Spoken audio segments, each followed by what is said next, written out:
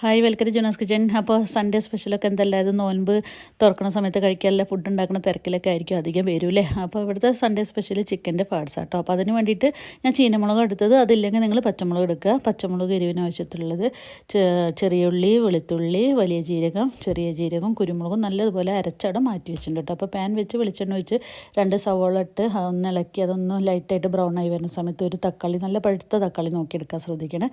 തക്കാളിയും കറിവേപ്പിലൊക്കെ ഇട്ട് അതും ഒന്ന് ലൈറ്റായിട്ടൊന്ന് ഇളക്കി കൊടുത്തതിന് ശേഷം നമ്മൾ അവിടെ പച്ചമുളകിൻ്റെയൊക്കെ അരച്ച് വെച്ച പേസ്റ്റ് ഇട്ടിട്ട് നല്ലതുപോലെ കളർ ചേഞ്ച് ആയി വരണം കേട്ടോ. ഇതാണ് ഇവിടെ ശ്രദ്ധിക്കേണ്ടത്. ഈ പച്ചമുളകിൻ്റെ ടേസ്റ്റാണ് ഇതിൽ കൂടുതൽ മുന്നിലേക്ക് നിൽക്കേണ്ടത് കേട്ടോ.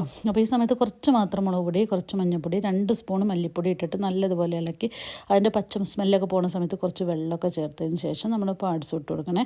പാർട്സ് ഇട്ടിട്ട് ഉപ്പൊക്കെ ഇട്ട് കറക്റ്റ് ചെയ്തിട്ട് നമുക്കിതൊന്ന് അടച്ച് വെച്ചിട്ട് വേവിച്ചെടുക്കണം കേട്ടോ. അപ്പോൾ ഇതിന് മുളകിൻ്റെ അളവ് വളരെ കുറവാണ് കേട്ടോ. ആ പച്ചമുളകിൻ്റെ ടേസ്റ്റ് നല്ലതുപോലെ ഹൈലൈറ്റ് ആയിട്ട് ഇതിൽ കിട്ടുക.